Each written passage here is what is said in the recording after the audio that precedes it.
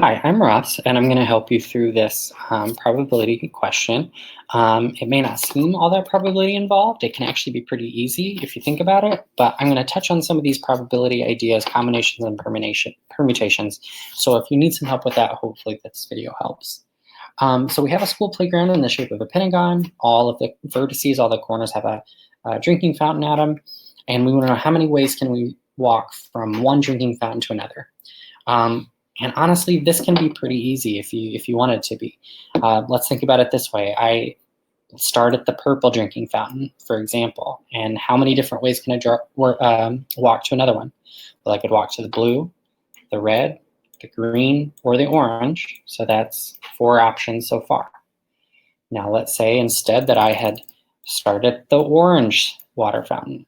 I also would have 1, 2, 3, 4 options.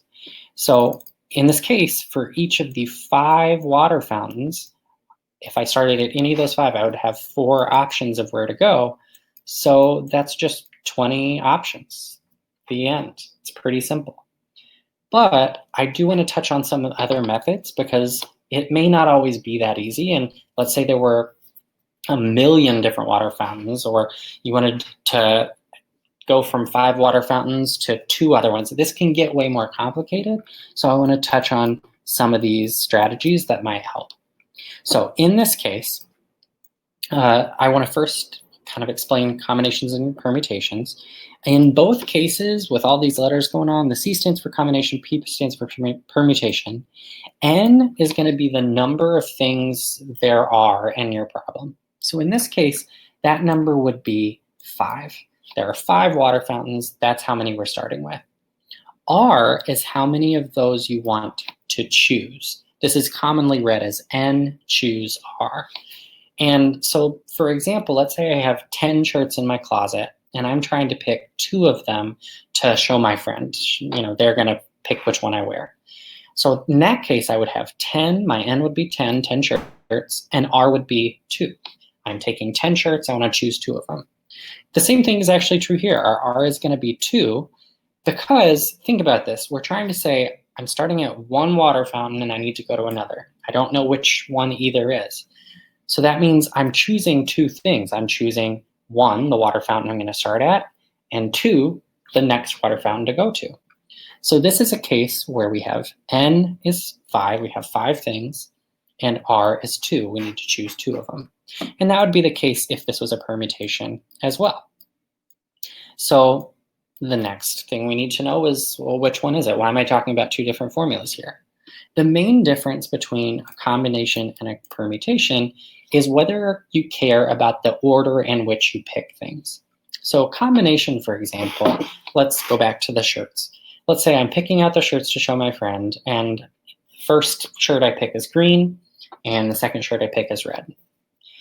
All right, or back up. Let's say instead I picked the red shirt first and the green shirt next. Does that make any difference in terms of what I'm showing my friend? No, they're still going to see a red shirt and a green shirt. That is an example of a combination where order does not matter. It doesn't matter which shirt I pick first. All I care about is which 2 shirts I end up with. A permutation, though, is a case where order does matter.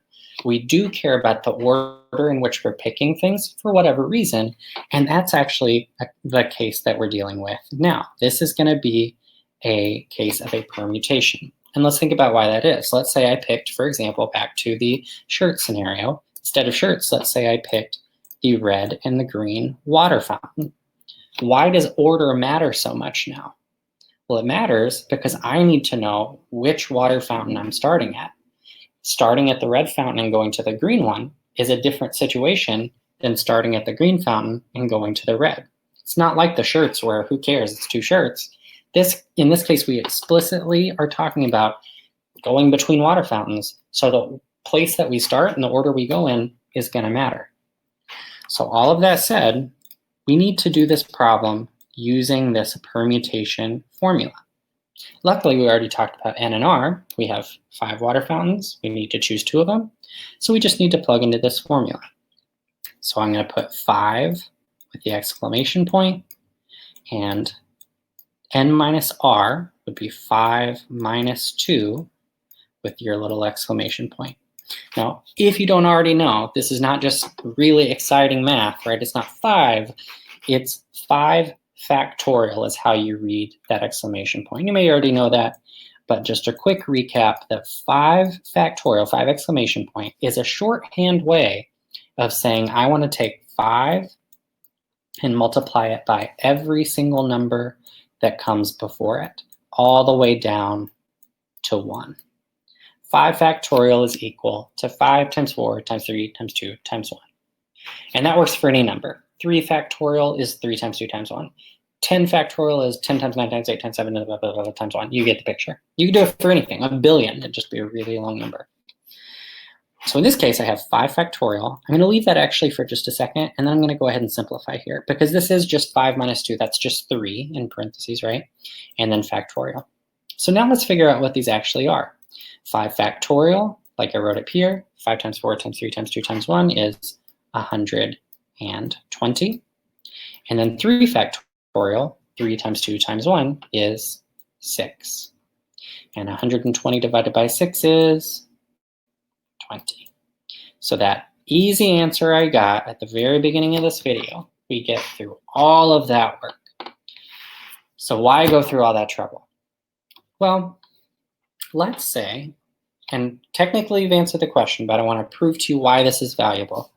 Let's just keep this still pretty simple and say, instead of just going from one drinking fountain to the next, you want to know how many ways there are to choose a water fountain, go to another, and then go to another. So all in all, you're trying to get to 3 water fountains in one trip. How many different ways are there to do it? Well, that's going to make our original method of just picking one, green and then blue and then purple, green and then blue and then orange, green and then blue and then red, green and then orange and then red. Already, I hope you can see that's going to get real complicated real fast. It's going to be hard to keep track of. So instead, we can use the same formula, but instead of choosing 2 water fountains, we're going to get rid of this 2 and choose 3 instead, but we'll use the same formula. 5 factorial over, this time it'll be 5 minus 3 factorial, equals, that'll be 5 factorial over 2 factorial, 5 minus 3 is 2. 5 factorial is still 120. And then remember, 2 factorial, that just means 2 times 1. That's it. So that's just 2. 2 factorial is just 2. And that's 60. So that means that this time, a minute ago, when we just wanted to go from one water fountain to another, there were 20 ways to do that. If I want to go between 3 different water fountains, now we're up to 60 different ways.